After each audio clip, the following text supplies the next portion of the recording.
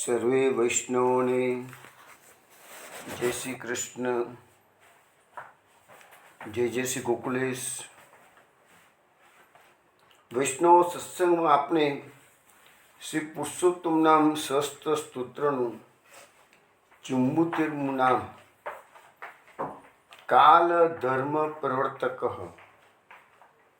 એના પર વાત કરી રહ્યા છીએ.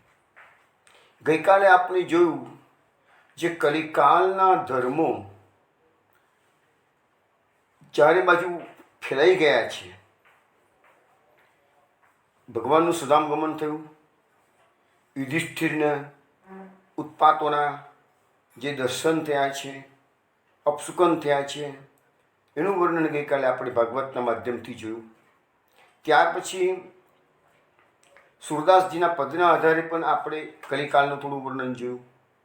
અને મહાપ્રભુજી શ્રી કૃષ્ણાશ્રય ગ્રંથની અંદર જે કલિકાલમાં પાખંડ ધર્મો ફેલાઈ ગયા છે એની વાત પણ આપણે ગઈકાલે કરી. અને પણ મહાપ્રભુજી તો આપણને સામે સોલ્યુશન પણ આપી દીધું છે કે કૃષ્ણ એવ ગતિમાં ભલે કલિકાલ ગમે તેવો પાખંડથી ભરેલો હોય, પણ જે લોકોએ શ્રી કૃષ્ણની શરણાગતિ સ્વીકારી છે એને કલિકાલ એનો વાળ બી વાંકો ન કરી શકે. એટલે કે છે, જાકો રાખે સાયા માર શકે ના કોઈ, બાલ બાકા ન કર શકે, ચાહે જગવેરી હોય. આખી દુનિયા ભલે દુશ્મન બની જાય, પણ કૃષ્ણ પરાયણ જીવન જીવનાર વૈષ્ણવનો વાળ બી ભગવાન વાંકો થવા દેતા નથી. અને આપણે અર્જુને જે ઉપકારોનું વર્ણન કર્યું હતું આપણે ગયા અઠવાડિયે, એમાં પણ આપણે જોયું કે કૃષ્ણના ભક્તો ક્યારેય બી ભગવાન એને તકલીફ થવા દેતા નથી. હવે આપણે આગળ જઈએ તો મહાપ્રભુજી આ કાલ ધર્મ પ્રવર્તકની અંદર જે ભાગવતના માધ્યમથી નામ લીધું છે, પરંતુ ષોડશ ગ્રંથની અંદર જે કૃષ્ણાશ્રયમાં જે પાખંડ ધર્મોનું વર્ણન કર્યું છે એ આપણે ગઈકાલે જોયું હતું. હવે આપણે જે સિદ્ધાંત રહસ્ય ગ્રંથ છે એમાં પણ મહાપ્રભુજીએ બ્રહ્મ સંબંધની અગત્યતા શા માટે છે એને આપણને સમજાવ્યું છે કે બ્રહ્મ સંબંધ કરનાત સર્વેશામ દેહ જીવયો સર્વદોષ નિવૃત્તિ દોષા પંચે વિધા સ્મૃતા. હવે સહજાદેશ કાલોત્થા લોકવેદ નિરૂપિતા સંયોગજા સ્પર્શજાશ્ચ ન મંતવ્યા કથમ છે. તો 5 બ્રહ્મ સંબંધ કરવાથી 5 પ્રકારના દોષો જે દૂર થાય છે, એમાં એક જે છે એ કાલથી ઉત્પન્ન થયેલા દોષો. હવે આ કળિયુગની અંદર શું છે કે એક સમય જ એવો છે કે જે માણસોના મનને વિચલિત કરી દે છે. કાલનો જે દોષ છે એમાં તો એક જ રસ્તો મહાપુરુષે બતાવી દીધો, કૃષ્ણ ગતિર્મમ. અને બ્રહ્મ સંબંધ કરવાથી જે 5 પ્રકારના દોષો દૂર થાય છે એમાં એક આ કાલનો દોષ પર કીધો. મહાપ્રભુજીએ આપણને બીજી રીતે ઘણી રીતે સમજાવેલું છે કે કલૌ ભક્ત્યાદિ માર્ગાહી દુસ્સાધ્યા ઇતિ મે મતિ. આ મહાપ્રભુજી જેવા સમર્થ એ બી આજથી 500 વર્ષ પહેલાં, કે જ્યારનો સમય તો કદાચ ઘણો સારો હતો, આજે જ કળિયુગ ફેલાયેલો આપણને લાગે છે, તો એવા સમયમાં પણ મહાપ્રભુજી કહે છે કલૌ ભક્ત્યાદિ માર્ગાહી દુસ્સાધ્યા ઇતિ મે. એટલે આ કળિયુગમાં જે ધર્મનું થોડુંક પણ આચરણ કરશે એ તરી જ શકે છે. એ આ બધી વાતો ભાગવતના માધ્યમથી આપણે સમજીશું જ આગળ જતાં, કે આપણે આ કાલ ધર્મની વાતમાં એ બધું આવશે જ, પરંતુ આપણે આજે એને બહુ લેતા નથી કાલ ધર્મ પ્રવર્તકમાં. પણ ભાગવતમાં વ્યાસ મહર્ષિએ સમજાવેલું છે કે કલિકાલમાં ભલે બધા દુર્ગુણો હોય, પરંતુ એક મોટામાં મોટો સદ્ગુણ એ છે કે કલૌ કેશવ કીર્તનાથ. ભાગવતમાં લખેલું છે કે સત્યુગમાં તમે જે તપ 10 વર્ષ કરો અને એનું જે ફળ મળે, ત્રેતાયુગમાં એ જ ફળ તમે 1 વર્ષનું અનુષ્ઠાન કરો તો મળે, દ્વાપર યુગમાં એ જ ફળ 1 મહિનાનું તપનું અનુષ્ઠાન કરો તો મળે. અને કળિયુગમાં એ જ ફળ એક દિવસ તમે વ્રત કરાવો. આપણે એકાદશીનું વ્રત કરવાનું મહાપુરુષે આપણને સમજાવ્યું છે કેમ. એક દિવસનું પણ વ્રત સતયુગના 10 વર્ષો સુધી જે તપનું ફળ મળે છે એ જ કળિયુગમાં એક દિવસના તપથી મળે છે, એક દિવસના વ્રતથી મળે છે. તો કળિકાળ ભલે દોષોનો ભંડાર છે, પણ એનો એક મોટામાં મોટો સદ્ગુણ પણ છે કે થોડીક ભક્તિ પણ ભગવાનને પ્રસન્ન કરી દે છે. આ કળિકાળનો મોટા મોટો સદ્ગુણ આ છે. સ્વલ્પમપી ધર્મસ્ય ત્રાયતે મહતો ભયાત. ગીતાનું એક વાક્ય છે, સ્વલ્પમ અપી ધર્મસ્ય ત્રાયતે મહતો ભયાત. તમે ધર્મનું થોડુંક પણ આચરણ કર્યું હોય તો એ તમને મોટા ભયમાંથી ઉગારી લે છે, એવું આપણના ગીતાકાર સમજાવે છે. હવે મહાપ્રભુજીની વાત આપણે કરતા હતા. મહાપ્રભુજી છેલ્લો સમય છે, હનુમાન ઘાટ પર બિરાજમાન છે. ગોપીનાથજી ગુસાઈજી પૂછી રહ્યા છે અમારું કર્તવ્ય શું. મહાપ્રભુજી ગંગાજીની રેતીમાં આગળથી જે શ્લોકો લખ્યા છે એને આપણે કહીએ શિક્ષા શ્લોકી. એમાં પણ મહાપ્રભુજી આ જ વાત બતાવી રહ્યા છે. શું કહે છે મહાપ્રભુજી? યદા બહિર્મુખાયુયમ ભવિષ્યત કથંચન તદા કાલ પ્રવાસ્થ દેહ ચિત્તાયોપ્યુતમ સર્વથા ભક્ષયિષ્યંતિ યુષ્માનિતિ મતિર્મમ. હવે અહીંયા મહાપ્રભુજી ગોપીનાથજી ગુસાઈજીને કહે છે એવું નથી, એ તો એમના વલ્લભ વંશજોનો પણ કહે છે અને આપણા જેવા કળિયુગના પામર જીવોને પણ કહે છે.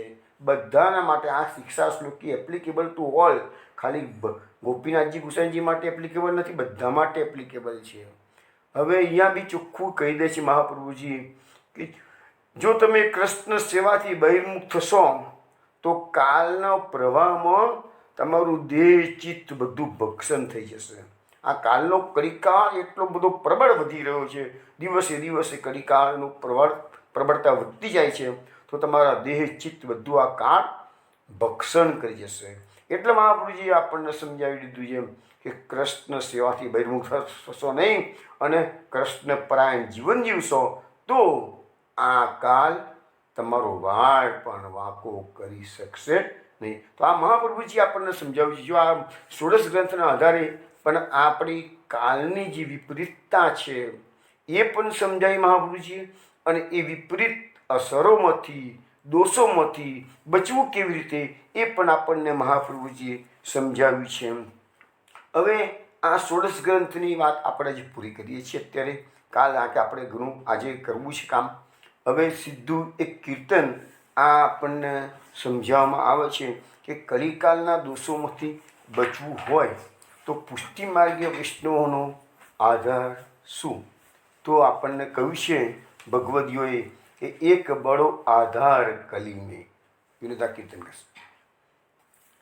એક બડો આધાર કલી में, एक बड़ो आधार, एक बड़ो आधार कली में, एक बड़ो आधार।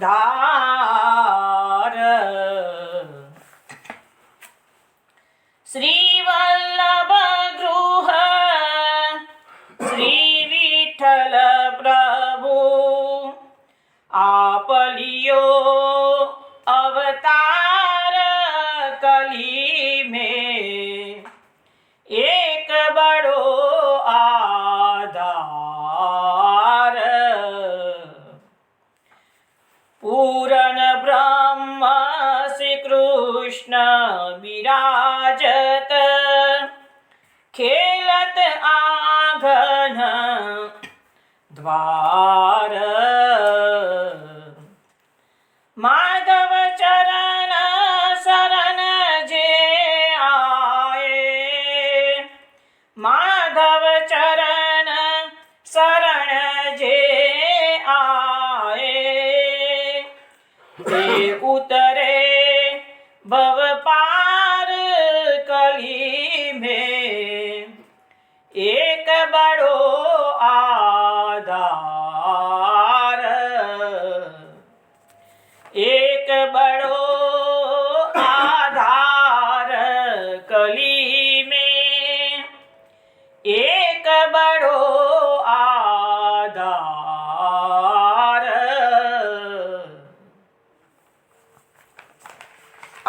કીર્તનમાં સમજાવવામાં આવ્યું છે કે આ કલિકાળના દોષોથી બચવું હોય તો આપણા માટે જે વલ્લભના ગ્રહમાં જે વિઠ્ઠલનાથજી ગુસાઈજી જે પ્રકટ થયા છે એ જ આપણો મોટો આધાર છે. કેમ? પૂર્ણ બ્રહ્મ શ્રી કૃષ્ણ બિરાજત. એ વિઠ્ઠલનાથજી ગુસાઈજી એ પૂર્ણ બ્રહ્મ શ્રી કૃષ્ણનું જ સ્વરૂપ છે. ખેલત આંગણ, મહાપ્રભુજીના ઘરના આંગણમાં આ શ્રી કૃષ્ણ પૂર્ણ બ્રહ્મ ખીલી રહ્યા છે ગુસાઈજીના સ્વરૂપમાં.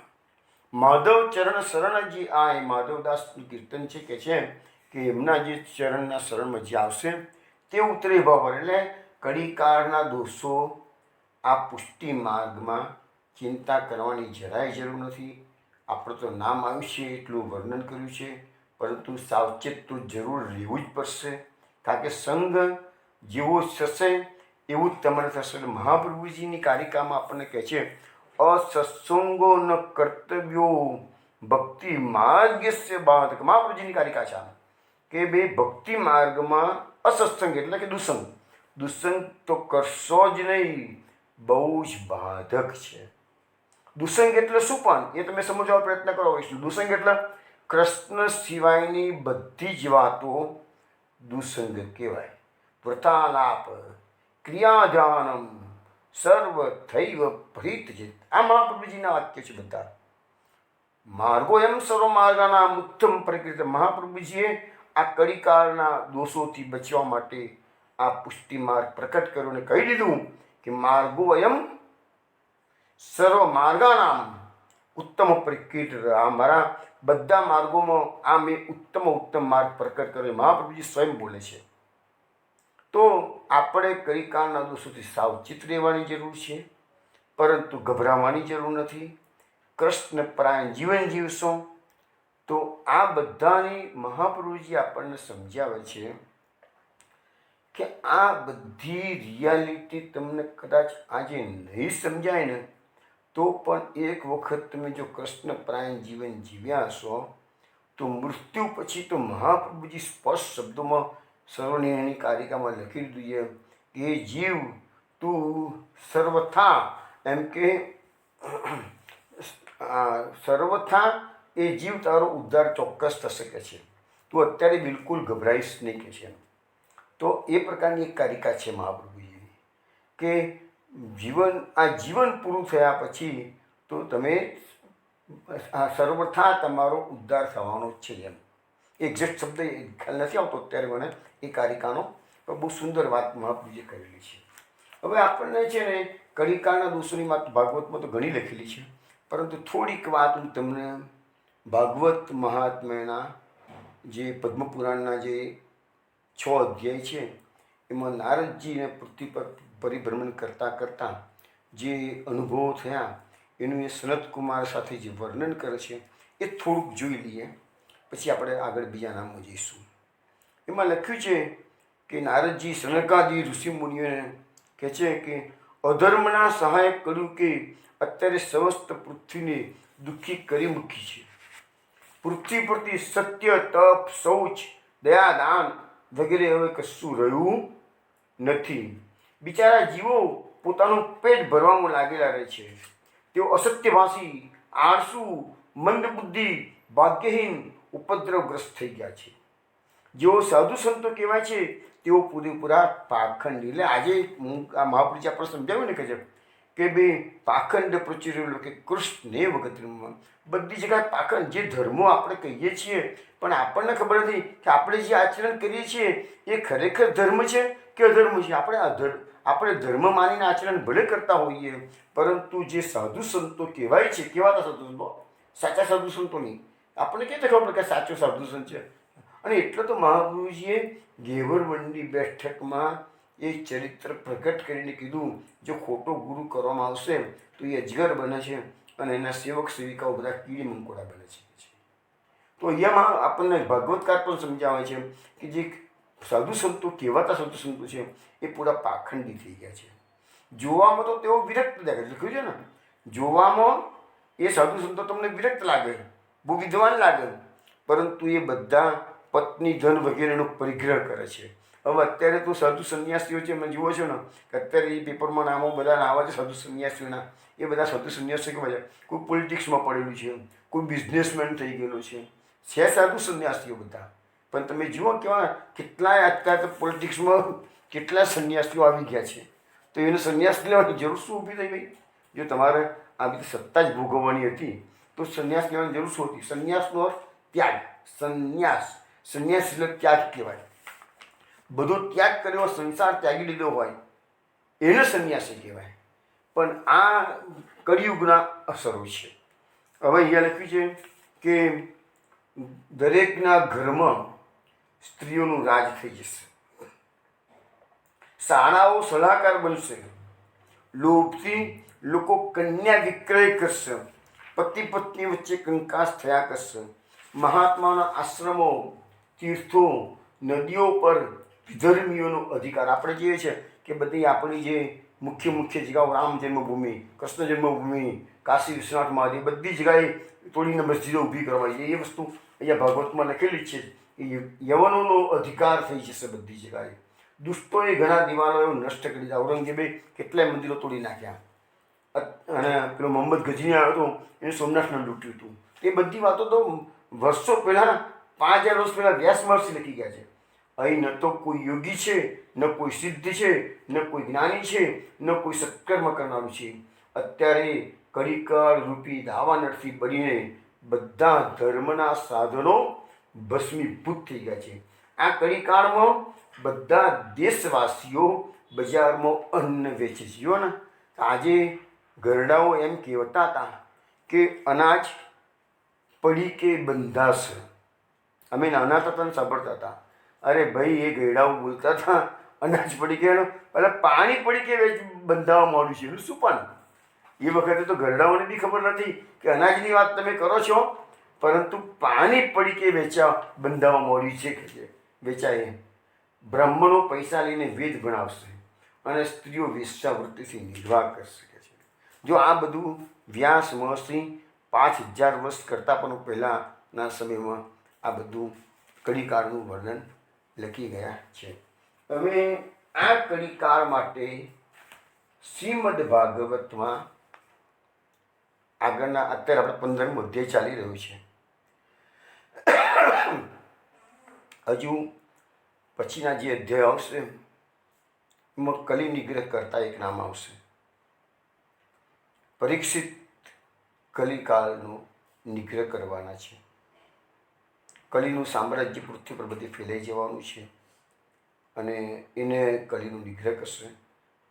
તે વખતે ભાગવતમાં લખ્યું છે કે સતયુગની અંદર ધર્મના 4 ચરણ હતા. કયા? તપ, શૌચ, દયા અને સત્ય. 4 પગ ઉપર ધર્મ ઊભો હતો. પછી ત્રેતાયુગમાં 3 પગ ઉપર ધર્મ ઊભો રહ્યો, 1 પગ કપાઈ ગયો. પછી દ્વાપર યુગમાં ધર્મ 2 પગ ઉપર ઊભો રહ્યો. અને કળિકાળમાં ધર્મના 3 ચરણ નષ્ટ થઈ ગયા. એક જ ચરણ બાકી રહ્યું છે, એ સત્ય. એટલે આ કલિયુગમાં જે સત્ય બોલશે એ જ ધર્મનું પૂરેપૂરું આચરણ કરી શકશે. કારણ કે ધર્મનું એક જ અંગ જે તપ, શૌચ, દયા, અસત્ય, આ 4 ચરણમાંથી કળિયુગના 3 ચરણ નષ્ટ પ્રાય થઈ ગયા છે. માત્ર એક જ સત્યનો ધર્મ આ કળિકાળમાં રહ્યો છે. હવે આ સત્ય માટેનો એક સુંદર કથા આપણા પુરાણોમાં આપવામાં આવેલી છે. હું તમને શોર્ટમાં કહી દઉં એ કથા. તો એમ કહે છે કે પહેલાં એક સત્યવ્રત નામનો એક રાજા થઈ ગયો. એને નામ સત્યવ્રત એટલા માટે કે એને સત્યનું વ્રત લીધું હતું. રાજા બધી રીતે સુખી હતો, પરંતુ એક દિવસ સવારે રાજાએ જોયું તો એના મહેલમાંથી એક સુંદર યુવાન સ્ત્રી બહાર જતી હતી. રાજાએ તરત જ તે સ્ત્રીને અટકાવીને પૂછ્યું, દેવી આપ કોણ છો? દેવીએ કહ્યું, રાજન હું તો લક્ષ્મી છું. તો તમે ક્યાં જાઓ છો? કે છે, બસ રાજન હું તો ચંચળ છું. કે છે, હું કોઈ એક જગ્યાએ વધારે રહી શકતી નથી. કે છે, એટલે હવે તારા પર બહુ કૃપા કરી છે. હવે મારા તારા રાજ્યમાં રહેવું નથી, હું જઉં છું, બીજા કોઈ જગ્યાએ જઈશ કે છે. રાજા કહે છે ભલે દેવી જેવી તમારી મરજી કે છે, આપ જઈ શકો છો. થોડીક વાર થઈ, રાજા વિચારમાં બેઠા છે અને એક સુંદર પુરુષ એના મહેલમાંથી બહાર નીકળે છે. રાજા અટકાવીને પૂછે છે આપ કોણ છો? પેલા પુરુષે કીધું કે હું તો દાન છું કે છે. તો તમે કેમ મારું મહેલ કેમ, મારું રાજ કેમ છોડો છો કે છે? તો રાજાને અમનું લક્ષ્મી તો ગઈ, તો લક્ષ્મી હશે તો તમે દાન કરશો ને કે છે.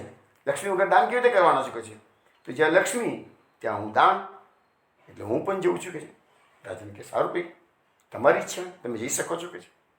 થોડીક વાર થઈ, રાજા વિચાર પડે સાહેબ આજે આ બધું થયું છે શું કે છે, મેં કયો અપરાધ કર્યો છે, આ બધા મારા રાજમહેલ છોડીને જતા રહ્યા છે કે છે. થોડીક વાર થયો, ત્રીજો પુરુષ રાજમહેલમાંથી બહાર નીકળે છે. રાજા અટકાવે છે, આપ કોણ છો? તો કીધું હું સદાચાર છું કે છે. તો તમે કેમ મારું રાજ છોડો છો કે છે? તો કહે છે અમારે તો બધાને કે લક્ષ્મી દાન, અમે બધા સાથે જ રહેનારા છીએ કે છે. જો અમારા લક્ષ્મી દેવી ના રહેતી હોય કે અમને રહેવાનું મન ના થાય કે છે, હું તો જઉં છું કે એમની જોડે કે છે. રાજા કે ભલે આપ જઈ શકો છો. તો રાજા વિચાર પડી ગયા, વાહ શું આજે થયું છે કે છે. થોડીક વાર થઈ, ચોથો પુરુષ એમાંથી બહાર નીકળે છે. રાજા અટકાવે છે, આપ કોણ છો? ત્યારે પેલા પુરુષે કીધું હું યશ છું. તમે કેમ જાઓ છો કે છે? તો રાજાને તારા રાજ્યની અંદર લક્ષ્મી ના હોય, દાન ના હોય, સદાચાર ના હોય તો તારો યશ ફેલાશે કેવી રીતે કે છે? તું લક્ષ્મી હશે તો તું દાન કરીશ, સદાચારી બધાને તું સદાચારનું આચરણ કરીશ અને તો તારો યશ પતાકા ફેલા શકે છે. એટલે હું યશ હવે રહેવા માગતો નથી કે હું જતો રહું છું કે છે. રાજા કે ભલે તમારી ઈચ્છા, તમે જઈ શકો છો કે છે. રાજા વિચાર કરે સારું થયું શું આજે કે છે. એટલામાં તો પાંચમો સુંદર યુવાન પુરુષ રાજમહેલમાંથી બહાર નીકળે છે. રાજાએ અટકાવ્યો છે, પૂછ્યું છે આપ કોણ છો? સુંદર યુવાન પુરુષ બોલે છે હું સત્ય છું. રાજાએ કીધું કેમ બહાર જાઉં છું કે છે? ત્યાં પેલા 4 જણ ગયા છે તેની જોડે હું પણ જઉં છું કે છે. રાજા કહે છે ના. રાજા કહે છે પેલા સત્યને કે મેં જીવનભર સત્યવ્રતનું પાલન કર્યું છે કે છે અને સત્યના આધારે તો આ ધર્મ ટકી રહ્યો છે. કળીકાળની અંદર ધર્મ સત્યના આધારે ટકી રહ્યું છે. મને ભલે લક્ષ્મી જાય, મારો યશ જાય, સદાચાર જાય, દાન જાય, મને ચાલશે, પણ સત્ય દેવ હું તમને નહીં જવા દઉં કે છે. તમારા ચરણ પકડું છું, તમને વિનંતી કરું છું. મેં મારે જીવનભર સત્યનું પાલન કર્યું છે કે છે. એટલે હું તમે મારી આટલી વાત માનો કે છે. એ લોકોને જેવો તો જવા દો કે છે, પણ હું તમને તો નહીં જ જવા દઉં કે છે. સત્ય પણ ગડગડો થઈ ગયો અને થયું કે રાજાને આટલું બધું મને માનપાન આપે છે કે છે. એ વાત બી સાચી હતી કે આખી જિંદગી રાજાએ સત્ય વ્રતનું પાલન કરેલું હતું. સત્ય કે સારું રાજન કે છે તારી વાત માનું છું કે છે, હું રહી જઉં છું, ભલે એકલો તો એકલો કે છે, પણ તે મને આટલું બધું માન આપ્યું છે અને જીવનભર તે અમારું વ્રત રાખેલું છે, એટલે હું તને નથી છોડતો. ભલે હું એકલો તો એકલો તારા રાજમહેલ મળીશ.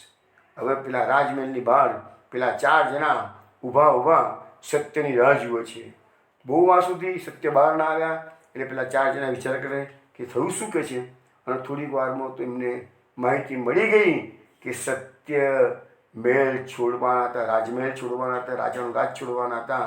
પરંતુ રાજાએ બહુ જ વિનંતી કરી, કાલાવાલા કરીને એને અટકાવી દીધો છે. પેલા બધા વિચાર કરે હાડા હમણાં તો કોઈ રાજાએ જવા દીધા, આરામથી જવા દીધા, પણ સત્ય તો ના જવા દીધું કે છે. એટલે લક્ષ્મીજી કહે છે ના. પછી કહે છે કે આપણે કશું હોતું નથી કે છે. જ્યાં સત્ય તો લક્ષ્મી કે હું, દાન કે જ્યાં લક્ષ્મી ત્યાં કે હું, સદાચાર કે જ્યાં સત્ય લક્ષ્મી દાન હોય તો હું રહું, અને યશ કે તો પછી હું શુક્ર એકલું જતો રહું કે છે. ચલો તાને પાછા રાજમાં તો સત્ય રહ્યું, તેની પાછળ લક્ષ્મી, દાન, સદાચાર, યશ આવી ગયા. તો આ એક પુરાણની કથા છે.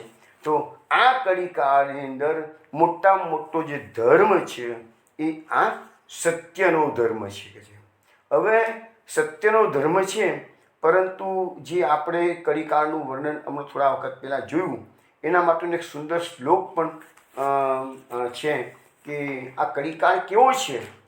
તો લખ્યું છે કે યશાસ્તિ વિત્તમ સ નર કુલીન સ પંડિત સ સુતવાન ગુણગ્ન સયો વક્તા સચદર્શનીય સર્વે ગુના કાંચનમ આશ્રયંતિ.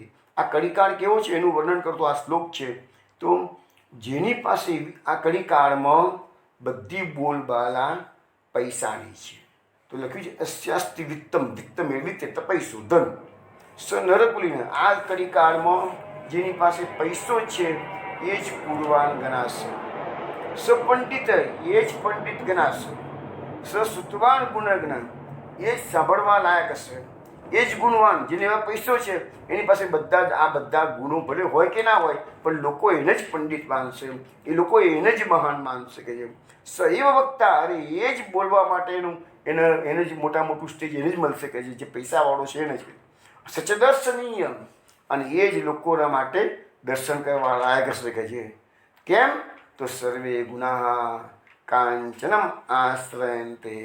આ દુનિયામાં કડીકાળમાં બધા જ ગુણો કાંચન એટલે કે સોનાના આશ્રય રહેલા છે, એટલે કે પૈસાની જ બોલબાલા અહીંયા આ કડીકાળમાં છે. પણ આ તો શું છે, કડીકાળના જે દોષો છે એનું વર્ણન કરતો આ શ્લોક છે. પરંતુ પેલી જે કથા મેં કહી એમાં તો કડીકાળમાં એક ધર્મ છે, એને જે 4 ચરણ છે એમાંથી સત્યના માર્ગ, સત્યનું એક જ ચરણ પર જ આ ધર્મ ઊભો છે એવું આપણને સમજાવવામાં આવેલું છે. વૈષ્ણવો, હવે આપણે અહીંયા આજે આપણું નામ છે કાળ ધર્મ પ્રવર્તક. એના પર તો ભાગવતમાં ઘણું છે. હજુ 12મા સ્કંધના અંદર પણ કલિકાળના દોષોનું નિરૂપણ છે. પણ આપણે જ્યારે 12મો સ્કંધ લઈશું ને ત્યારે એ બધું લઈશું, કારણ કે ત્યાર પછી શું છે, એક નામની પાછળ સમય ઘણો નીકળી ગયો છે. હવે બીજું નામ આપણે એના પછીનું લઈએ છીએ, 75 નામ પાંડવાનામ મોક્ષદાતા.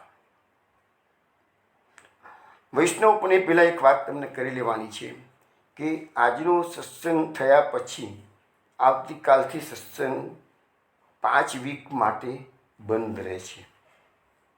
હવે આપણો જે ગૂગલ મીટ પરનો સત્સંગ છે એ ભલે બંધ રહે છે, પરંતુ યુટ્યુબ પર તો તમને મારા સત્સંગના બધા સત્રો એટલે વિડીયોઝ તમને મળતા રહેશે આવતા વીકથી. દરેક સોમ, મંગળ, બુધ અને ગુરુ આ 4 દિવસ જે પ્રકારે સત્સંગ ચાલે છે એ જ પ્રકારે રાત્રે 8 વાગ્યા પહેલાં અમે પુષ્ટિ ભગવદીઓની રચના એના અંતર્ગત તમે યુટ્યુબની જે આપણી ચેનલ છે એ બધા વૈષ્ણવને વિનંતી છે, સબસ્ક્રાઈબ ના કરી હોય તો કરી દેજો, તો જ તમારા મોબાઈલમાં એનું નોટિફિકેશન તમને મળશે. તો આવતા સોમવારથી દરેક અઠવાડિયે 4 સત્ર તમને પુષ્ટિ ભગવદી જે યુટ્યુબની ચેનલમાં 3 ટાઇટલ આવે છે. એક ટાઇટલ છે પુરુષોત્તમ સહસ્ત્રનામ, જે તમે અત્યારે સાંભળી રહ્યા છો. બીજું ટાઇટલ આવે છે પુષ્ટિ ભગવદી રચના, જેમાં અત્યારે આપણે ભ્રમર ગીત અને રાસપંચી જઈ મુકાઈ ગયું છે. અને એના એ જ કેટેગરીમાં તમને આગળ શ્યામ વિવાહ, દાન લીલા, ગોવર્ધન લીલા, સાંજી લીલા, એવી બધી અનેકવિધ લીલાઓના વર્ણન તમને હવે બધા આપણા અષ્ટસખાઓના જે કીર્તનો બનાવેલા છે એના આધારે સમજાવવામાં આવશે. બહુ સુંદર વાતો છે બધી. તમને આનંદ બધાને થશે. અત્યારે તમે સત્સંગ ગમે છે એટલે કહું છું. તો એ તમે ચેનલને સબસ્ક્રાઈબ કરી દેજો, તો તમારા મોબાઈલમાં નોટિફિકેશન આવશે. અને જે પત્રાવલી ગ્રુપ છે એમાં પણ આવતીકાલે એની તમને માહિતી બધી મળી જશે. અને ગૂગલ મીટ પરનો સત્સંગ ભલે બંધ રહે છે, યુટ્યુબનો સત્સંગ ચાલુ છે. અને ગૂગલ મીટનો સત્સંગ હવે પછી સીધું 20મી મે શરૂ થશે. અને 20મી મેથી આપણો સોમ, મંગળ, બુધ, ગુરુ જે પ્રકારે ગૂગલ મીટ પર આપણે મળીએ છીએ એ પ્રકારે રહેશે. આજે આપણો સત્સંગ પૂરો થશે ત્યાં સુધીમાં શ્રીમદ ભાગવતના પ્રથમ સ્કંદના 15 અધ્યાય પૂરા થઈ ગયા છે અને 75 નામ પૂરા થઈ ગયેલા છે. 76મું નામ જે આવશે પરીક્ષિત ભાગ્યવર્ધન, એની વાત આપણે 20મી મે કરીશું. અને એ 16મા અધ્યાયના આધારે હજુ પ્રથમ સ્કંદમાંથી 15 અધ્યાય પૂરા થયા છે. હજુ પ્રથમ સ્કંદના 4 અધ્યાય બાકી છે, 16, 17, 18, 19. પ્રથમ સ્કંદના 81 નામોથી આજે 75મું નામ પાંડવાના મોક્ષદાતા એ પૂરું થશે. ત્યાર પછી બીજા 6 નામ હજુ બાકી છે. એ બધું આપણે હવે 20મી મે પછી શરૂ કરીશું. તો દરેક વૈષ્ણવોને એક વિનંતી છે કે 20મી મે પછી સત્સંગમાં યાદ રાખી રાત્રે 8 વાગે ગૂગલ મીટ પર જોઈન થશો. પત્રાવલીમાં જે મેમ્બર છે એને ઇન્ટિમેશન મળશે અને વિડીયોઝની ઇન્ટિમેશન જે લોકો ચેનલ સબસ્ક્રાઈબ કરી છે એને મળશે. એટલે દરેક વૈષ્ણવને વિનંતી છે પત્રાવલીના પણ તમે નામ તમને મોકલી આપો ના થયા હોય તો, અને યુટ્યુબની ચેનલને જો સબસ્ક્રાઈબ ના કરી તો કરી દો, તો જ તમને માહિતી મળશે. ચલો વૈષ્ણવ, આજની વાત હવે પૂરી થઈ ગઈ. હવે હું તમને 75મું નામ પાંડવા નામ મોક્ષદાતા એના વિશે વાત કરું છું. હવે શ્રીમદ ભાગવતના 15મા અધ્યાયમાં આપણે પ્રથમ સ્કંદના 15મા અધ્યાયમાં જોયું કે અર્જુનજી દ્વારકાથી આવી ગયા છે. યુધિષ્ઠિરને ઉત્પાતોના વર્ણન આપણે જોયા. અર્જુને આવીને મેસેજ આપી દીધો કે કૃષ્ણ ભગવાનનું સદામગમન થઈ ગયું છે. હવે બધા પાંડવોને વૈરાગ આવી ગયો છે. ભગવાન શ્રી કૃષ્ણ વગર જીવન અસહ્ય થઈ પડ્યું છે પાંડવોને. એટલે એમને નક્કી જ કર્યું છે તો પછી આપણે પણ આવા કડીકાળ ધીરે ધીરે આવી રહ્યો છે, આપણે આ જીવન જીવવું નથી. ભાગવતના આધારે શું વર્ણન છે, મહાભારતના આધારે શું વર્ણન છે, એ બંનેનું આજે તમને હું સમજાવું છું. ભાગવત પ્રમાણે લખ્યું છે, દેશમાં, શહેરમાં, ઘરમાં, આત્મામાં કલિયુગ વાપી ગયો છે. તેથી લોભ, અસત્ય, લુચ્ચાઈ, હિંસા વગેરે અધર્મનું ચક્ર ચાલુ થઈ ગયું છે. તે જોઈને જ્ઞાની રાજા યુધિષ્ઠિરે આ દેશ છોડવાનો વિચાર કર્યો. મહાપ્રભુજી સુબોધીજીમાં કહે છે કે કળિયુગ સામગ્રી સાથે આવેલો હોવાથી એ હવે જવાનો નથી. કળિયુગ આવ્યો છે તો એ બધાને લઈને આવ્યો છે દુષ્ટોનો. કયા કયા? તો એટલે લોભને લઈને આવ્યો. સર્વ દોષોનું આશ્રય સ્થાન અંતઃકરણનો ધર્મ છે.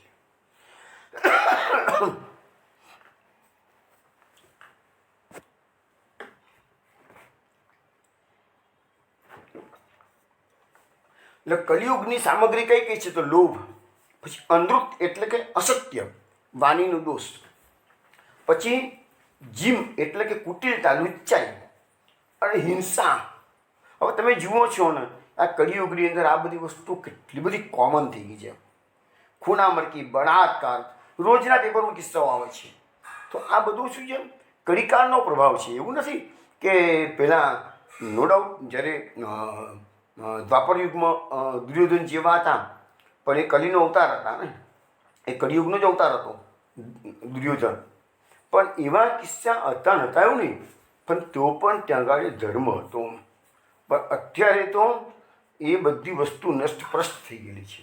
મહાપ્રભુજી આગળ કહે છે કે નિર્મળ મનના માણસોએ ત્યાગ કરવો ઉચિત નથી, કારણ કે ત્યાગ કરેલો પદાર્થ વ્યાસનાને ઉત્પન્ન કરે. એ કહેવાનો મતલબ શું છે કે મનથી તમે ત્યાગ ના કરો અને શરીરથી ત્યાગ કરો છો તો મનની અંદર જે વાસનાઓ રહેલી છે એ નિર્મૂળ થતી નથી. એટલે પુષ્ટિ માર્ગને જો તમારે સમજવો હોય તો આ મહાપ્રભુ જે સુબોધજીમાં જે વસ્તુઓ બતાવી છે ને એને સમજશો.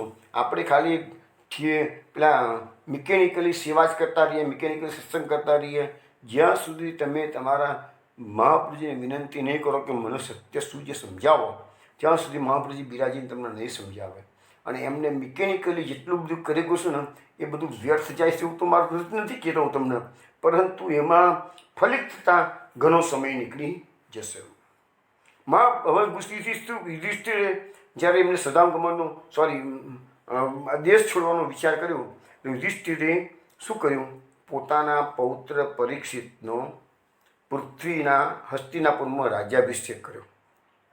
અને બીજી બાજુ મથુરા દેશની અંદર વજ્રના ભગવાનના પ્રપુત્ર અનિરુદ્ધના પુત્ર વ્રજનાભનો અભિષેક કર્યો. અને પછી યુધિષ્ઠિરે બધું છોડી ઘરબાર છોડી દીધું અને ઉત્તર તરફ પ્રયાણ કર્યું છે.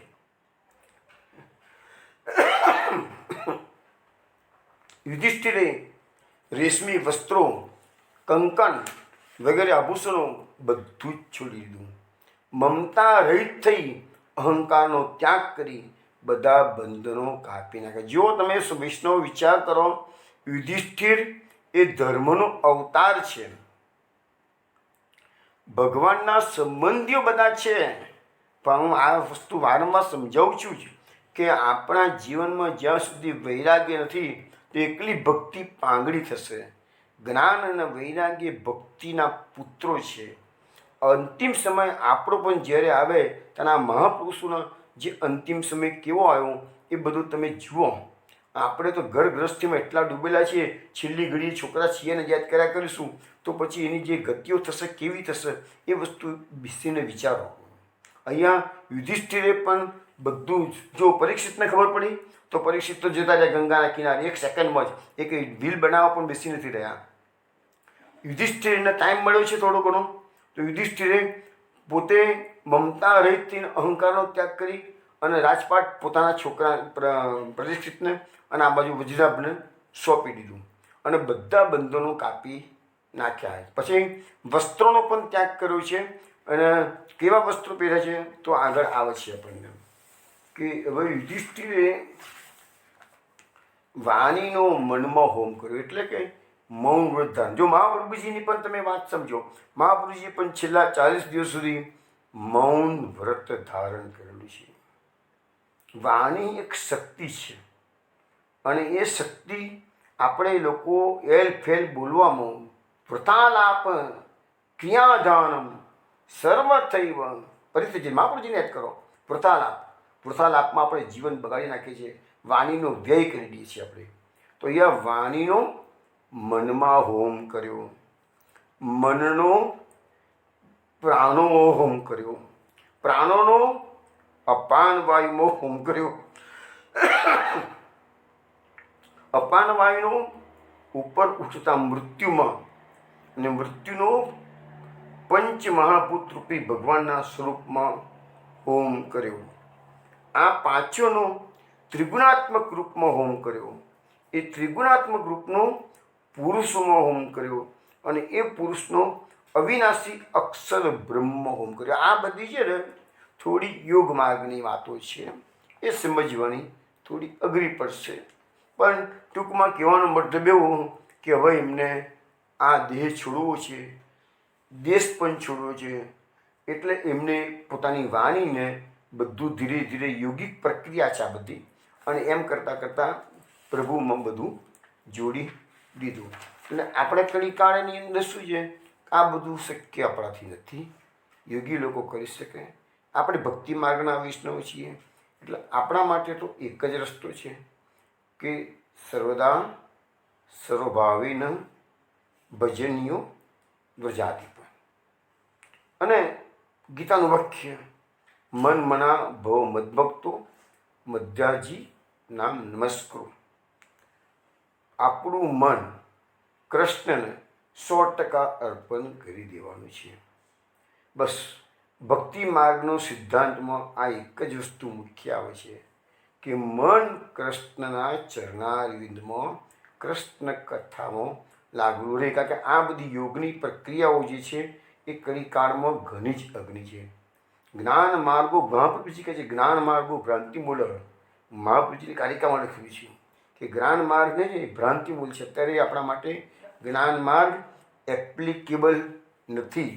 હવે યુધિષ્ઠિરે આ બધું કર્યું પછી લખ્યું છે ઘરનો ત્યાગ કર્યો, અરણ્યમાં ગયા, ફાટેલા, જો ચક્રવર્તી રાજા છે તો એ કેવા ફાટેલા વસ્ત્રો પહેર્યા. આહાર મહાપ્રભુજીએ પણ છેલ્લે અન્ન જળનો ત્યાગ કર્યો હતો. અહીંયા પણ અમને લખ્યું છે આહાર ત્યજી દીધો, મૌન ધારણ કર્યું, વાળ છૂટા મૂક્યા. દેહને આ દેહ છે કેવો જળ ઉન્મત્ત અને પિશાચ જેવો કરી દીધો. ક્યાંય આજુબાજુ નજર ડાફોરા મારતા નથી, જોતા નથી. બેરા હોય એમ કશું સાંભળતા નથી. સતત હૃદયમાં પરબ્રહ્મનું ધ્યાન કરે છે અને જ્યાં ગયેલા પાછા આવતા નથી એવી ઉત્તર દિશામાં યુધિષ્ઠિર જવા માટે ચાલી નીકળ્યા છે. યુધિષ્ઠિરની પાછળ પાછળ પાછે 5 પાંડવો, દ્રૌપદી પણ ગરબાર છોડીને નીકળી ગયા છે. અને કુંતા માતા તો જ્યારે એમને ભાગવત પ્રમાણે કુંતા માતાના જેવા સમાચાર અર્જુને આવીને કીધું કે કૃષ્ણ સદમગમન કર્યું છે, એમ કુંતા માતાએ તો ત્યાં જ દેહ ત્યાગ કરી દીધેલો. એ વિરહ સહન કરી શકેલા જ નહીં. હવે લખ્યું છે કે ભૂમિ ઉપર અધર્મનો મિત્ર કલિયુગ એનો સ્પર્શ કરીને પ્રજાને જોઈને બધા ભાઈઓએ નિશ્ચય કર્યો અને યુધિષ્ઠિરની પાછળ ચાલી નીકળ્યા. એમણે બધા પુરુષાર્થ પ્રાપ્ત કરી લીધા હતા. આત્માના સાચા સ્વરૂપને જાણી મનથી વૈકુંઠનાથના ચરણ કમળનું ધ્યાન કરવા લાગે. બસ આ એપ્લિકેબલ ભક્તિ માર્ગમાં છે આપણા માટે, કે આત્માનું સાચું સ્વરૂપ. આપણું સાચું સ્વરૂપ કયું છે? તો આપણું જે વિસ્મૃતિ થઈ ગયેલી છે, સ્વરૂપ વિસ્મૃતિ, જે અવિદ્યાના 5 અંગો જે વારંવાર સમજાવું છું, એમાંનું એક અંગ છે સ્વરૂપ વિસ્મૃતિ. તો આપણે આપણા સ્વરૂપને, આપણું સ્વરૂપ કયું? દાસોહમ, કૃષ્ણનો અંશ છું, કૃષ્ણ મારા, કૃષ્ણ મમ સ્વામી, એ આપણું સાચું સ્વરૂપ છે. તો એ સ્વરૂપને સમજવાનું અને મનથી વૈકુંઠનાથના ચરણ કમળનું ધ્યાન યુધિષ્ઠિર અને 5 પાંડવોએ કર્યું છે. તો આપણે પણ એ કરવાનું. મહાપ્રભુજી કહે છે કે ધર્મ, અર્થ, કામ અને મોક્ષ આ 4 પુરુષાર્થો છે, પણ ભક્તિ એ 5મો પુરુષાર્થ છે. હવે આગળ લખે છે, ભગવાનના ચરણ કમળનું ધ્યાન કરતા યુધિષ્ઠિરની ભક્તિ વધી ગઈ એટલે બુદ્ધિ શુદ્ધ થઈ. જો હવે આ એક અગત્યની વાત આપણને આવે છે.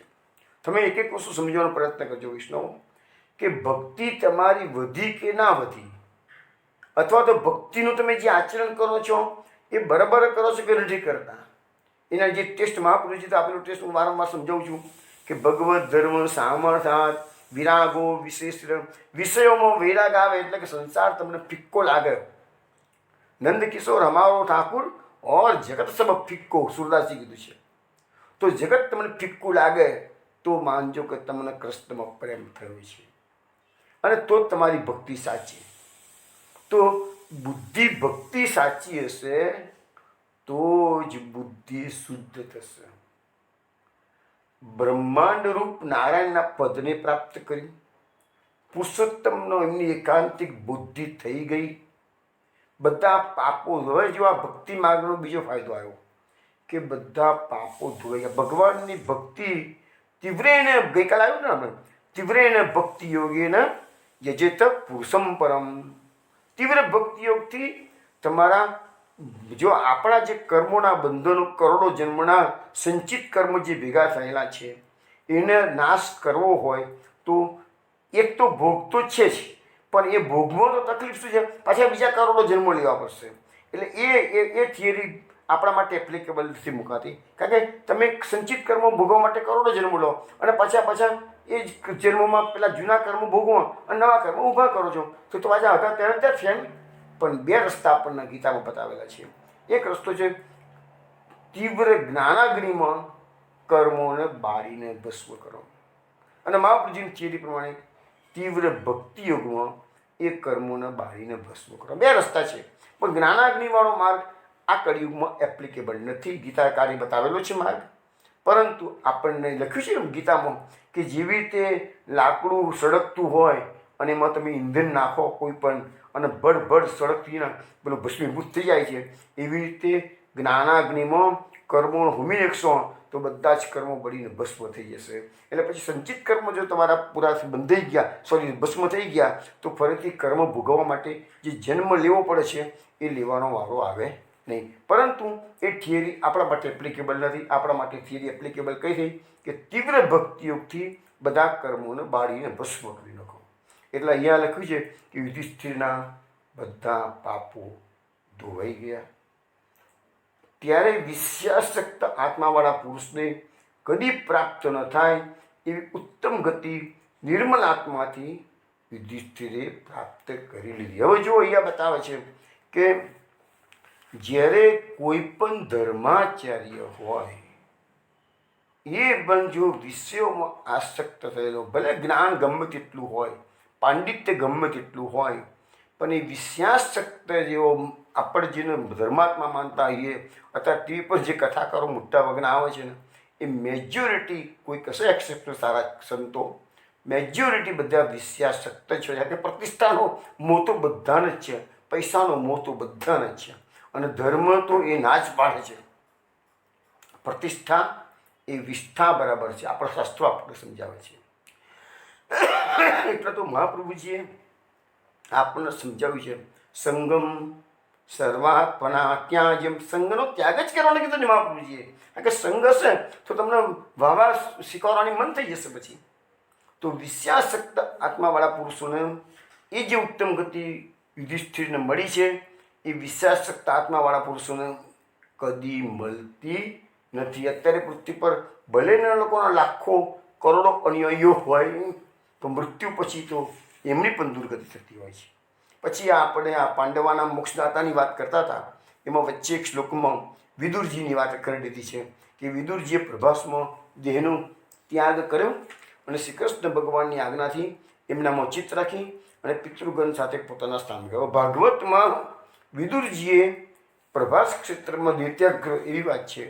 અને આપણે મહાભારતના આધારે થોડા વખત પહેલાં જોયું હતું ગયા અઠવાડિયે, તો વિદુરજીનું જે દેહ પડ્યો છે એ આ ધૃતરાષ્ટ્ર ગાંધારી જે આશ્રમમાં રહેતા હતા હિમાલયમાં, ત્યાંથી નજીકમાં વિદુરનો દેહ પડ્યો હતો. એ વાત આપણે જોઈ હતી.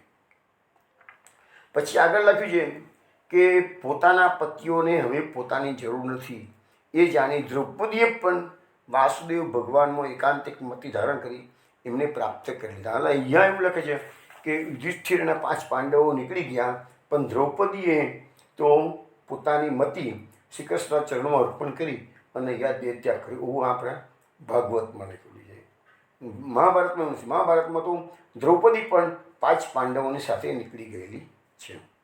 પછી કહે છે કે જે પુરુષ ભગવાનના પ્રિય પાંડુ રાજાના પુત્રોના અત્યંત કલ્યાણકારી રૂપ અને પવિત્ર પ્રયાસ પૂરી શ્રદ્ધાપૂર્વક સાંભળે છે, તે ભગવાનમાં ભક્તિને પ્રાપ્ત કરતા સિદ્ધ થઈ જાય. એટલે પાંડવોનું આ જે ચરિત્ર મેં આપને શ્રવણ કરાવ્યું છે, તો એનાથી તમારું કહેશે ભક્તિ પ્રાપ્ત થઈ અને તમે સિદ્ધ થઈ જશો, એવું એની ફલશ્રુતિમાં આપણને સમજાવવામાં આવેલું છે.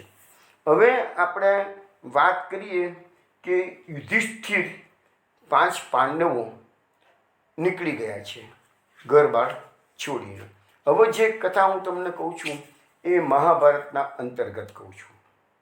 આપણે તમને બધાને મોટે ભાગે ખબર છે, સિરિયલમાં કદાચ આવ્યું છે એ વસ્તુ તો, કે 5 પાંડવો, દ્રૌપદી અને જોડે એક પુત્રો બધા સ્વર્ગારોહણ કરવા માટે નીકળી ગયા છે હસ્તિનાપુર છોડીને. ફરતા ફરતા ફરતા ફરતા ફરતા હિમાલયમાં ગયા છે. હવે એ જે આપણે વાત થઈ ગઈ કે પરીક્ષિતને રાજગાદી બેસાડી દીધો. કૃપાચાર્ય અને ધૃતરાષ્ટ્રનો એક છોકરો યુસુ હતો, એને એની પરીક્ષિત નાના હતા, દેખભાળ માટે નિયુક્તિ કરેલી છે. અને આ બાજુ મથુરામાં વજ્રના શ્રી કૃષ્ણ ભગવાનના પ્રપુત્ર અનિરુદ્ધના પુત્ર એને રાજ આપી દીધું. એ બધી વાતો આપણે થઈ ગઈ છે. હવે લખે છે કે મહાભારતમાં કે પૃથ્વી પ્રદક્ષિણાના ઉદ્દેશથી બધા 5 પાંડવો અને દ્રૌપદી અનેક પ્રદેશોમાં ફરતા ફરતા હિમાલયને ઓળંગી મેરુ પર્વત તરફ આગળ વધી રહ્યા છે. હવે આપણો જે અત્યારે બદ્રિકાશ્રમ જે લોકો જીયા છે એમને ખબર હશે કે બદ્રિકાશ્રમવાળો રસ્તો છે આગળ માના ગામ કહે છે. માના ગામ અત્યારે એને માના ગામ કહે છે.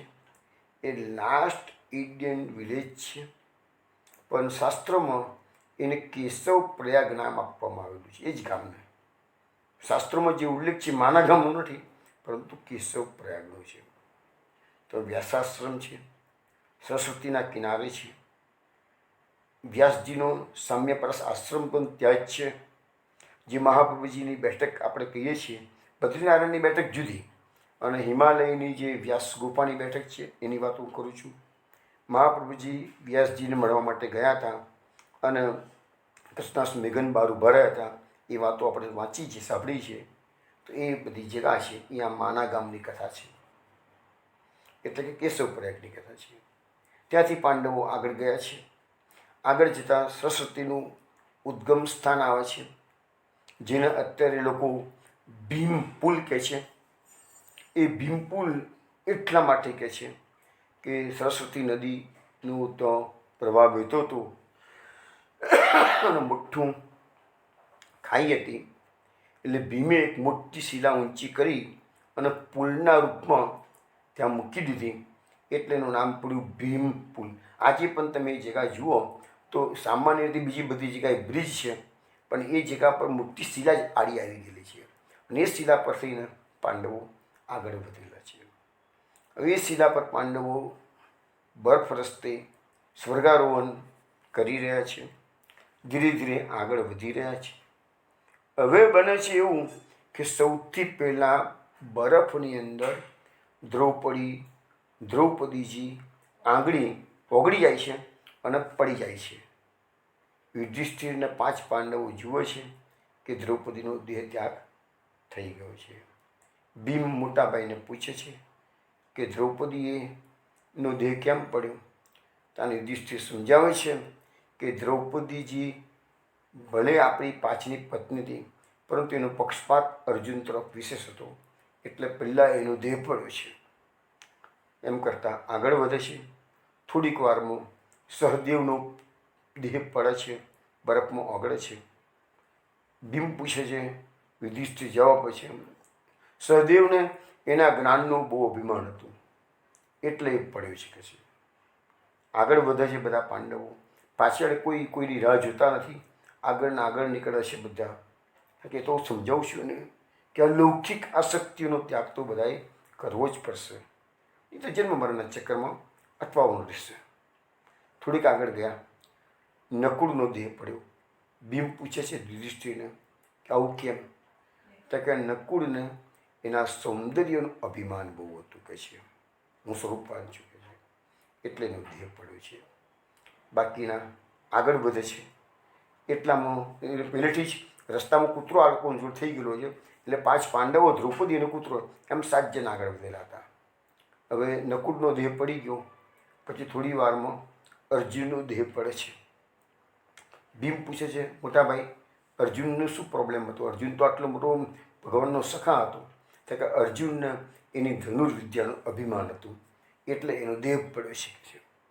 થોડીક આગળ ગયા. હવે 3 જણ રહ્યા, યુધિષ્ઠિર, ભીમ અને કૂતરો. એટલામાં તો ભીમ પડ્યો.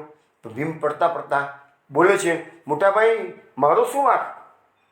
કારણ કે ભીમને કહે છે, તું ભીમ બહુ ખાતો હતો કહે છે, કેટલાય લોકોનું ભોજન તું એકલો કરી જતો હતો કહે છે, એટલે તને આ ગતિ થઈ તારી, તને પડવું પડ્યું કહે છે. હવે યુધિષ્ઠિર અને કૂતરો 2 રહ્યા. એમ કરતાં આગળ નીકળી ગયા. હવે વૈષ્ણવો, આ જે જગા છે ને હું વાત કરી રહ્યો છું ને, એ જગા ભીમપુલ થઈને આગળ જાય છે. હું પોતે ભીમપુલ સુધી ગયો છું, એનાથી આગળ હું નથી જઈ શક્યો. પરંતુ એવા વર્ણન મેં વાંચેલા છે કે એની આગળ ત્યાં આગળ સતોપંથનો સરોવર આવે છે અને સતોપંથના સરોવરથી આગળ સ્વર્ગની સીડીઓ આવે છે. હવે તો સ્વર્ગની સીડી પર યુધિષ્ઠિર પહોંચી ગયા છે. સ્વર્ગમાંથી ઇન્દ્ર રાજા વિમાન લઈને યુધિષ્ઠિરને લેવા માટે આવે છે. યુધિષ્ઠિરને સદેહ વિમાન બેસાડવામાં આવે છે. યુધિષ્ઠિર કહે છે કે ના, મારા પુત્રને બેસાડો તો જ હું આવું કે છે. તો કે પુત્રને કથી લઈ જવાય કે છે, કે મારી આખી યાત્રા મારી સાથે રહ્યો છે કે છે, હું એમનો ત્યાગ નહીં કરી શકું કે છે. તો પછી કૂતરો હતો એ ધર્મરાજા હતા જ અને પ્રગટ થયા છે કે છે. યુધિષ્ઠિરને ધન્યવાદ આપ્યો છે કે દેવ, કૂતરાના ખાતર એને સ્વર્ગનું ગમન પણ છોડવાની બહાર ના પાડી દીધી. હું સ્વર્ગમાં આવું કૂતરાને લઈને આવો. તો કૂતરો બીજો કોઈ નહોતો, પણ ધર્મરાજા જતા પરીક્ષા કરવા માટે આવેલા હતા. પછી બી યુધિષ્ઠિરે ના પાડી છે કે મારા ભાઈઓના વિના હું તારા કાળે આવા તૈયાર નથી સ્વર્ગમાં કહે છે. તારા ઇન્દ્ર રાજા સમજાવે છે કે તમારા ભાઈઓ ઓલરેડી અત્યારે સ્વર્ગમાં પહોંચી ગયા છે અને તમે અમારી સાથે ચલો કે છે.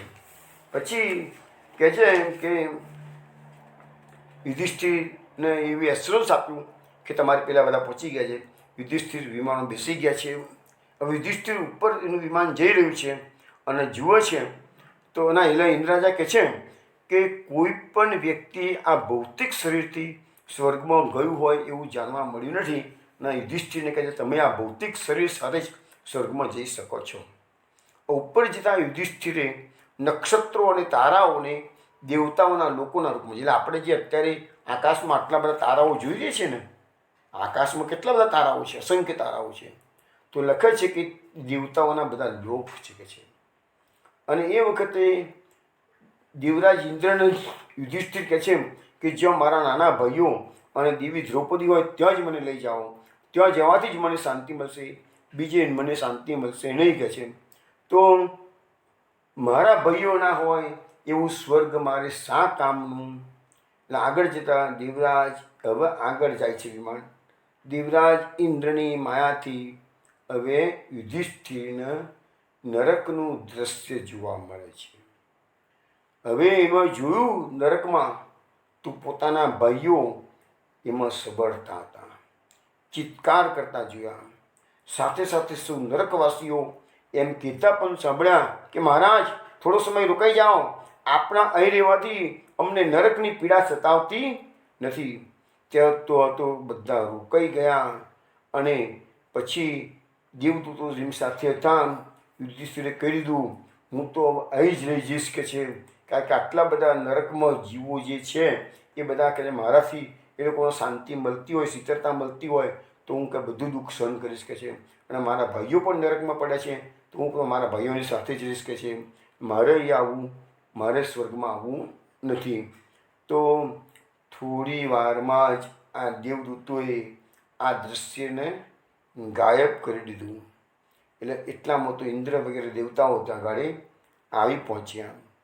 યુધિષ્ઠિરની આવી સુંદર ભાવના જોઈ અને એને કહ્યું કે યુધિષ્ઠિરને કીધું કે ધર્મરાજ તમને આજે નરકના દર્શન થયા એનું કારણ એક જ હતું, આ નરક સાચું નહોતું, આ નરક કૃત્રિમ નરક હતું. અને એટલા માટે કે તમે અશ્વત્થામાં અતઃ નરોમાં તમે જીવનમાં એક જ વાર જૂઠું બોલ્યા છો, અર્ધસત્ય બોલ્યા છો. જ્યારે દ્રોણાચાર્યનો પુત્ર અશ્વત્થામાને મારવો, દ્રોણાચાર્યને મારવાની વાત હતી ત્યારે કૃષ્ણ ભગવાને ભીમને કીધેલું કે આ અશ્વત્થામા નામનો જે હાથી છે એને તું મારી નાખ. એટલે ભીમે એ અશ્વત્થામાને મારી નાખ્યો, હાથીને મારી નાખ્યો. એને પછી દ્રોણાચાર્યજીને કીધું કે મેં અશ્વત્થામાને મારી નાખ્યો, મેં અશ્વત્થામા માર્યો. એટલે ભીમ ખૂબ નથી બોલતો પણ અશ્વત્થામા હાથીને મારેલો. એટલે દ્રોણાચાર્ય કહે છે કે ના, યુધિષ્ઠિર કે તું સચ માનું. હવે યુધિષ્ઠિરને તો સત્યવ્રત હતું, એ જૂઠું બોલે નહીં કોઈ સંજોગોમાં. ભગવાને કીધું યુધિષ્ઠિરને તમે બોલો કે છે. યુધિષ્ઠિર ખચકાય છે. એટલે પછી યુધિષ્ઠિરે દજગાનો રસ્તો કાઢ્યો અને યુધિષ્ઠિર એમ બોલે છે કે જે અશ્વત્થામા હત, પણ ત્રટ બોલે છે નરો વા કુંજરો વા, માણસ કે હાથી, કુંજરો એટલે હાથી. અને જ્યારે નરો વા કુંજરો વા બોલવા ગયા ત્યાં તો ભીમે મોટો શંખનાદ કર્યો. એટલે નરો વા કુંજરો વા શબ્દો એ દ્રોણાચાર્યના કાને પડ્યા નહીં. અને દ્રોણાચાર્યને છેવટે પછી દુષ્ટધુમ્ને મારી એવી કથા મહાભારતમાં છે. તો અહીંયા એવું લખ્યું છે કે એ તે વખતે તમે જે અડધું સત્ય બોલ્યા હતા એના કારણે તમને આ નરકના દર્શન થયેલા છે કે છે. પછી યુધિષ્ઠિર ભગવાનના પરમધામમાં દિવ્યલોકમાં ગયા. ત્યાં અમને ભગવાન શ્રી કૃષ્ણ એ જ રૂપમાં દર્શન કર્યા, જે રૂપમાં એ મૃત્યુલોકમાં હતા ત્યાં દર્શન કરતા હતા. અને ત્યાં જઈને યુધિષ્ઠિર જોયું તો શ્રી કૃષ્ણની પરિચર્યા કરતા હતા. અર્જુન પણ ત્યાં ગાડીને જોવા મળ્યા. પોતાના અન્ય ભાઈઓ દેવી દ્રૌપદી થોડી વાર પહેલાં નરકમાં જોવા મળ્યા. હવે બધાને યુધિષ્ઠિરને બધાને ભગવાન શ્રી કૃષ્ણની સેવામાં હતા એ જોવા મળ્યા. અને ત્યાં પહોંચી યુધિષ્ઠિર પોતાના પિતા ધર્મ સાથે એકરૂપ થઈ ગયા છે. અને આ રીતે યુધિષ્ઠિરે પોતાના ધર્મના બળ પર અલભ્ય ગતિ પ્રાપ્ત કરી. અને મહાપ્રભુજી જે નામ મૂક્યું છે પાંડવાનામ મોક્ષદાતા, એ કથા ભાગવતની પણ મેં તમને ટૂંકામાં સમજાવી અને મહાભારતની પણ ઘણું જ ટૂંકામાં. મહાભારતમાં તો આનું ઘણું જ વિસ્તૃત વર્ણન છે, પણ મેં ઘણું જ ટૂંકું કરીને તમને કહેલું છે. હવે આ જે જગાની વાત મેં એમનો કરી તમને, ત્યાં જે સતોપંથ સુધી તો આજે પણ યાત્રીઓ જાય છે. અને હું તમને એક બે નાના, થોડી વાર લાગશે, એક બે નાના કિસ્સા કહી દઉં. તો ઘણા વખત પહેલાં, કદાચ ઓછામાં ઓછા 20 વર્ષ થયા છે, પણ જી ન્યૂઝની ટીમ આ સ્વર્ગારોહણ સુધી જતી હતી. જી ન્યૂઝ ચેનલવાળા એમની ટીમ લઈને તેઓ પહોંચી ગયા હતા. અને એ લોકો એક જ ટીવી પર એ લોકો લાઈવ બતાવ્યું. હું જોતો હતો ટીવી એ દિવસમાં, તો મને ખ્યાલ આવ્યો કે એ લોકો ત્યારે પહોંચ્યા તો સતોપંથ નામનું જે સરોવર છે તેના કિનારે એક યોગીની સ્ત્રી, સંન્યાસીની સ્ત્રી ત્યાં બેસીને તપસ્યા કરતી હતી. આ લોકો તો પહોંચ્યા અને ત્યાં આગળ એમને એક કૂતરાના દર્શન પણ કર્યા હતા. અને એ યોગીનીએ કીધું કે ભાઈ આ સતોપંથ સરોવર છે કે છે, અને સામે ત્યાંથી લગભગ 200 મીટર દૂર સ્વર્ગની સીડી દેખાતી હતી. એટલે પેલા જી ન્યૂઝવાળા કહે છે અમે ત્યાં જવા માગીએ છીએ, અમારે તેનું શૂટિંગ કરવું છે કે છે. તો યોગીનીએ ના પાડી, તમે ત્યાં નહીં જઈ શકો કે છે, ત્યાં હજી સુધી કોઈ જઈ શકતું નથી કે છે. એટલે એ સ્વર્ગની સીડી સુધી એ લોકો જી ન્યૂઝવાળા જે યોગી ના પાડી તે પાસે જતા રહી થઈ ગયા છે, હવે આગળ તમે નહીં જવાનું કહે છે. અને એ લોકો માની ગયા, કારણ કે કોઈ યોગીની વિરુદ્ધમાં જવાનું હોય ને, એ પછી યોગીઓના ચમત્કારો બધા ઘણા હોય છે. એ લોકોની આ આજ્ઞાનું ઉલ્લંઘન કરવાનું આ કળિયુગના માનવીની તાકાત બહારની વાત છે. એટલે એ વસ્તુ ત્યાં આગળ સતોપંથ સુધી ગયા છે. બીજો કિસ્સો, અમદાવાદમાં ખંભાતવાળા એક ઉદ્યોગપતિ ગયા. આંબળાની પડી અને પેલું લીમડાનો સાબુ ને બધું આવતું હતું. અમે લુણાવાડા હતા ને અમને ખબર છે, એ બધું વસ્તુ જોયેલી છે. ખંભાતવાળા બહુ સાહસિક વૃત્તિના ઉદ્યોગપતિ હતા. એમને યાત્રાઓનો બહુ, ઘણા માણસોને આવા યાત્રાઓનો શોખ હોય છે. ખંભાતવાળા છે. નડિયાદની અંદર doctor Ramesh Shah, general surgeon, એમ કહેતા હતા. હું રમેશ શાહને એક વખત મળેલો ત્યારે મને કહેતા હતા કે નડિયાદમાં પહેલી હોસ્પિટલ મારી હતી કે છે. પણ એવા શોખીન માણસ યાત્રાના, તો કહે છે કે એની વાઈફ કાશ્મીરાબેન એ ગાયનેકોલોજિસ્ટ હતા. તો કહે છે હું દર વર્ષે મારી હોસ્પિટલ મારી વાઈફને 1 મહિના માટે સોંપી દઉં અને દર વર્ષે 1 મહિનો હું આવી અઘરી અઘરી યાત્રાઓ કરવા નીકળી પડતો કહે છે. તો એના બી ઘણા વર્ણનો મેં વાંચેલા અને હું મળ્યો પણ છું રમેશ શાહને. ડૉક્ટર રમેશ શાહ અત્યારે કદાચ નહીં હોય, પણ આ વાત કરું છું તો બી 20 વર્ષ પહેલાં થઈ ગયાની. અને આ ખંભાતવાળાની વાત તો કદાચ 50, 60 કે 70 વર્ષ પહેલાંની છે. તો ખંભાતવાળાના પ્રસંગમાં એવું આવે છે કે એમને થયું કે સ્વર્ગની સીડી સુધી મારે જવું છે. એટલે એમને બદ્રીનારાયણમાંથી બધો રસાલો તૈયાર કર્યો. તો આના ભૂમિયા લોકો હતા એને સાથે લીધા, તંબુ લીધા, ખાવા પીવાનો સામાન લીધો અને ઘોડા ઉપર બધા બેસી અને આ યાત્રા શરૂ કરી. એ લોકોએ કેટલાય દિવસો પછી એ લોકો સતોપંથ સરોવર પર પહોંચ્યા. સતોપંથના કિનારે એ લોકોએ તંબુ બધા ઠોક્યા, રાત રોકાયા. સતોપંથની અંદર સ્નાન કરવા ખંભાતવાળા પોતે ગયા. અને લખ્યું છે એમના ચરિત્રમાં કે એક બરફનો ટુકડો અંદરથી એમને મળ્યો અને એ ટુકડા પર શ્રી કૃષ્ણ કોતરેલું હતું. અને ખંભાતવાળા કહે છે એ ટુકડો હું ખાઈ ગયો કહે છે. બરફનો ટુકડો, એના પર શ્રી કૃષ્ણ લખેલું હતું અને એ ટુકડો કે હું ખાઈ ગયો કહે છે. અને મેં બધા મારા જે રસાલાના માણસો હતા એને કહી દીધું કે હવે આવતીકાલે સવારે ઉઠી અને આપણે પેલી જે સ્વર્ગની સીડી દેખાય છે ત્યાં આપણે જવાનું છે. જ્યાંથી યુધિષ્ઠિરે સ્વર્ગારોહણ કર્યું છે તો આપણે કહે છે પણ ત્યાં જવું જ છે જ કહે છે. પણ ભગવાનને આ બધું મંજૂર હશે નહીં. તો બન્યું એવું કે એ દિવસે રાત્રે બધા તંબુમાં સૂતા હતા. એટલો જબરજસ્ત સ્નોફોલ થયો અડધી રાત્રે કે આ લોકોને ખ્યાલ આવી ગયો, બધા ઉઠી ગયા છે. અને લગભગ એ લોકો ટોટલી 9 માણસો હતા, મને ખ્યાલ છે ત્યાં સુધી 9 જણા હતા. રસોઈઓ હતો, હેલ્પરો હતા, ગાઈડ હતા, એમ બધી 9 માણસો હતા એ લોકોના. અને એટલો બધો સ્નોફોલ થયો કે એ લોકોને લાગ્યું કે જો હવે અમે કોઈ ડિસિઝન નહીં લઈએ તો અમે જીવતી કબર દટાઈ જઈશું બરફની અંદર જ. એટલે તરત જ સમય વર્તી સાવધાન બની અને એ 9 જણાએ એકબીજાના પગમાં દોરડા બાંધ્યા. દોરડા બાંધી અને તમને કદાચ ખબર હશે જ કે બરફ ગમે તેટલો પડતો હોય સ્નોફોલ, પણ જો તમે રોલિંગ કરો ને તો તમને બરફનો વાંધો ના આવે, તમે દટાઈ ના જાઓ. અને રોલિંગ ના કરો ને એકની જગ્યાએ ઊભા રહો તો સ્નોફોલ એટલું બધું થાય, થોડી વારમાં બરફ જામી જાય અને તમારી જીવતી ખબર થઈ જાય. આ 9 જણાએ શું કર્યું કે પોતાના પગમાં દોરડા બાંધી દીધા અને એ લોકોએ નીચે ઉતરવા માટેનું રોલિંગ ચાલુ કર્યું. ગબડતા જ્યાં સુધી બરફ સ્નોફોલ બંધ ના થાય સુધી ગબડવાનું ચાલુ કર્યું. અને એમ કરતાં ઘણો સમય સુધી એ લોકોએ સ્નોફોલમાં ગબડતા, કોઈ ખીણમાં પડી ના જાય, આ બાજુમાં ઊંડી ખીણો હોય ત્યાં તો, એટલે એટલા માટે દોરડા બાંધેલા, એટલે કોઈ પણ માણસને મરી જવાનો વારો ના આવે. અને એમ કરતાં જ્યારે સ્નોફોલ બંધ થયો ત્યાં સુધી આ લોકોએ ગબડવાનું ચાલુ કર્યું. અને એ દરમિયાન બન્યું એવું કે ખંભાતવાળાના બંને પગ બરફમાં ઠૂંઠવાઈ અને નક્કામાં થઈ ગયા.